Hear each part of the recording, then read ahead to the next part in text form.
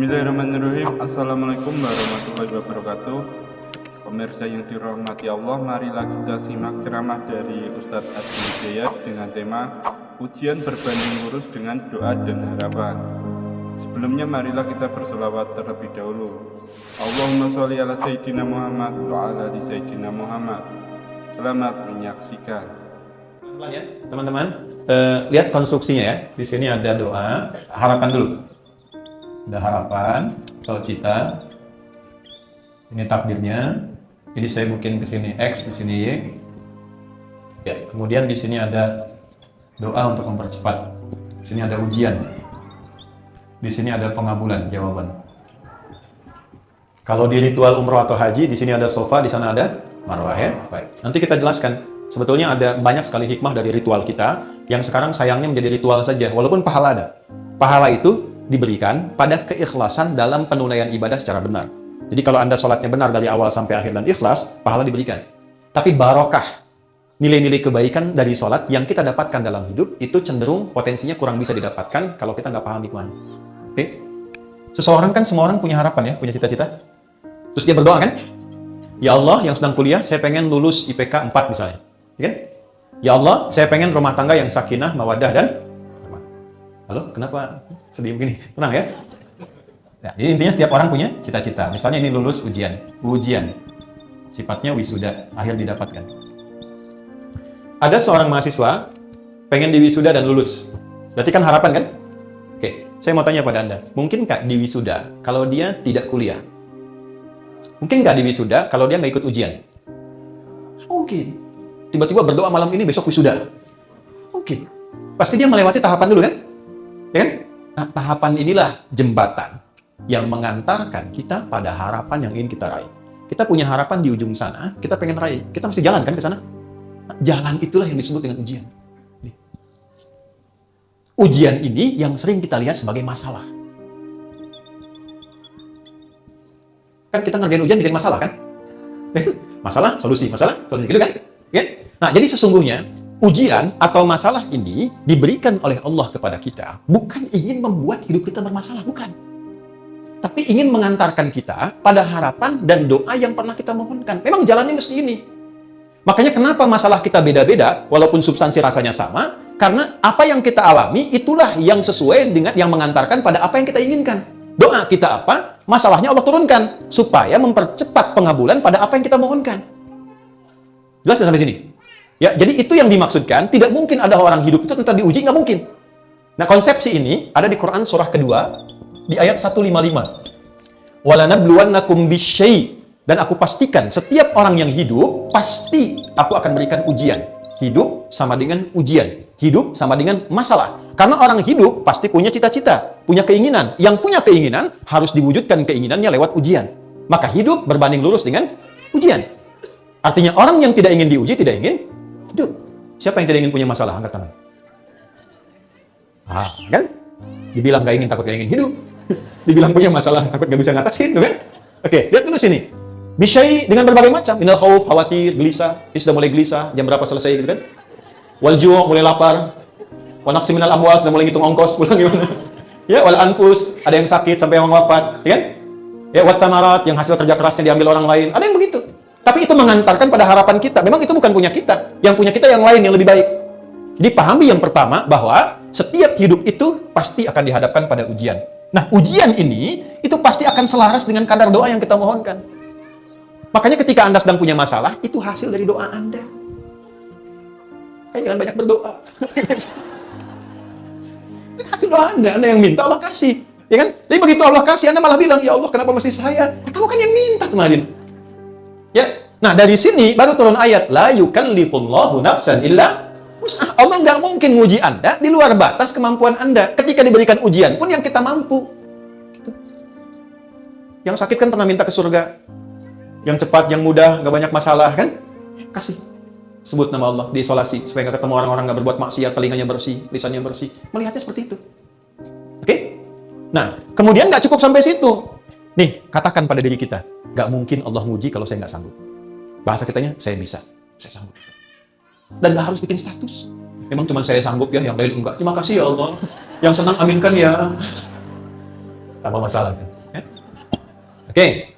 Setelah itu, setelah paham bahwa apa yang saya hadapi adalah bagian dari takdir hasil dari doa saya, maka pindah ayat. Perhatikan kalimatnya. Quran surah ke-94. Alam nashrah laka wa wada'na an. Baik, di surat apa itu? Apa artinya insyirah? Pahami, insyirah itu proses melapangkan hati, hati yang lapang. Jadi kalau ingin mudah masalah diatasi, lapangkan dulu hatimu. Karena banyak masalah menjadi besar itu bukan karena besarnya masalah, karena sempitnya hati. Oke? Jadi banyak masalah jadi besar itu bukan karena masalahnya besar, karena hatinya terlalu sempit. Anak muda konsultasi kepada seorang syekh sepuh, maaf kalau lewat waktu sedikit. Ya.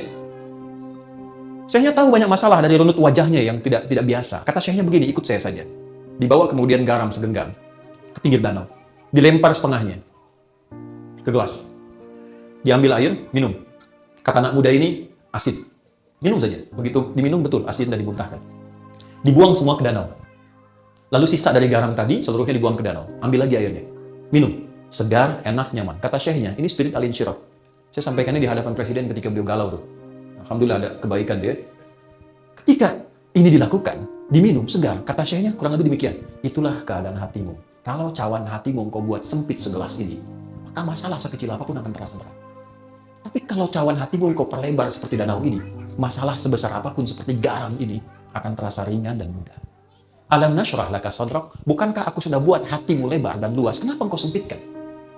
Wa wada'na anka wizrak alladhi anqadha dhahrak, sehingga dengan itu membuat tubuhmu akan menanggung beban yang berat yang tidak semestinya ditanggung. Ya, ada masalah yang kecil saja, masalah di pikiran kok sampai nggak bisa jalan, sampai nggak mau makan. Allah tanya balik, kenapa engkau sempitkan hatimu yang sudah aku bikin lapang? Sehingga masalah kecil ini sampai membuat dirimu tidak bisa bergerak. Penuh, seakan-akan dari kepala sampai ujung kaki masalah semua. Ya? Wa rafa'na laka dzikrak. Perhatikan baik-baik. Bukankah dulu engkau mengalami banyak masalah juga? Tuh ditanya balik tuh, teman-teman. Anda usia berapa sekarang? 30, 40, 50, 60. Allah nanya balik. Sampai di sini tiba sekarang, dari dulu kan kita punya banyak jutaan masalah. Dari mulai kita balik kan sudah punya masalah. Pernah dikejar ayam, induk ayam saat anaknya dilewatin, kan? Sampai masalah besar, kan? Nah, Allah tanya balik, ribuan masalah itu kan pernah engkau selesaikan. Kenapa yang satu ini kemudian kau merasa berat? Mungkin persoalannya bukan masalahnya engkau belum lapangkan hatimu seperti aku selesaikan ribuan masalah dulu yang pernah tuntas karena kelapangan jiwamu. Terus kita tanya balik, ya Allah, cara melapangkan hati bagaimana? Ini yang mahal di Quran. Inna ma'al usri, fa inna ma'al usri. Masalahnya kita hanya lihat terjemah.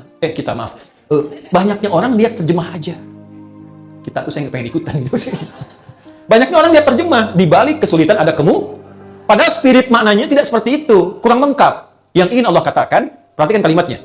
Inna ma'al usri, seberat apapun masalahnya, selalu ada solusinya. Dalam bahasa singkat begini nih, pasti selesai. Pasti ada solusinya. Dan teman-teman, ini spirit ayatnya, ini katakan pada jiwa kita, dialogkan lisan dengan jiwa. Adi, ini pasti selesai. Bisa nggak mungkin nggak selesai. Pasti ada solusinya. Katakan. Kita punya ayatnya, teman-teman. Di sini masyarakat Jepang itu yang praktekkan pada umumnya. Dulu tahun 95-96, itu ada acara di sini, Benteng Takeshi. Seangkatan dengan Dragon Ball, kan? Tulisan Shusuke Watanabe yang kemarin baru meninggal itu. Ya? Itu Benteng Takeshi, saat tanknya sudah mulai bergerak dan ingin menaklukkan benteng, itu di sampingnya itu ada reporter yang mendampingi dan mengatakan gini, kamu pasti bisa, kok pasti bisa, kok pasti bisa. Kita punya ayat, jadi perhatikan.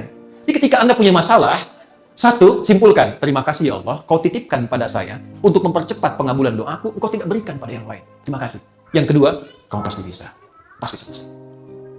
Inna ma'al usri, fa inna ma'al usri.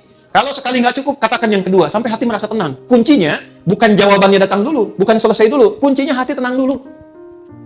Jiwa yang tenang, melahirkan keputusan yang cemerlang. Bikin status tuh. Oke, terakhir. Fa'idha faragta. Kalau hatinya sudah tenang, baru mitigasikan persoalannya. Masalahnya apa? Di rumah tangga bikin mitigasi. Kenapa suami begini? Kenapa saya begini? Oh, ini ketemu satu. Dengan ketenangan hati. Setelah itu, jangan harapkan hasil. Karena kalau Anda mengharap hasil, Anda kecewa. Serahkan hasilnya kepada siapa? Allah. Wa ila rabbika farghab. Nah, itu kalau sudah terkumpul, kita akan selalu ridha pada setiap situasi yang Allah berikan dari perjalanan takdir kita. Terima kasih ya Allah, Engkau kirimkan ini. Terima kasih ya Allah, Engkau hadirkan ini. Alhamdulillah. Ya? Nah, makan nggak makan asal ridho Allah pada kita, ya, tidak harus selalu kumpul gitu. Kadang-kadang kan sendiri-sendirian. Gimana? Karena yang bikin tema. Ya, baik, saya kira itu yang penting untuk saya sampaikan. Dan yang sebagai penutup, sebagai bonus, tolong cari lawannya yang positif untuk berlatih keridhaan.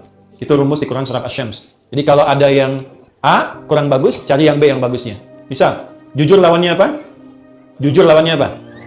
Bohong. Rendah hati lawannya apa? Sombong. Baik, sombong diciptakan bukan ingin membuat Anda sombong, tapi supaya rendah hatinya muncul. Jadi kalau ada muncul tentang sesuatu yang terlihat sombong, berarti saya mesti rendah hati. Kenapa mesti Anda yang lihat? Marah lawannya apa? Sabar. Jadi kalau pulang dari sini, lihat suami marah, ibu langsung simpulkan, marah dititipkan pada suami saya. Bukan ingin menjadikan suami saya pemarah, tapi ingin menitipkan supaya kesabaran saya meningkat agar sanggup mengatasi persoalan rumah tangga lebih besar di masa yang akan datang. Jadi kalau suami datang, marah-marah, alhamdulillah. Kamu kenapa ketawa? Terima kasih ya Allah telah mengirimkan amarah pada suami saya, sehingga saya bisa belajar sabar. Suami juga punya alasan untuk marah. Cemberut apa lawannya? Anda pulang ke rumah isi cemberut. Waalaikumsalam. Kayaknya kenal ya. Setelah itu kasih emas 2 kilo, selesai masalahnya. Isi saya masih ada nggak? Udah nggak ada kan? Alhamdulillah. Makanya saya cerita ya. Karena jarang ada ustadz ceramah bawa istrinya jarang. Apalagi bahas yang itu. Sama saja ya. Baik teman-teman, itu yang bisa disampaikan.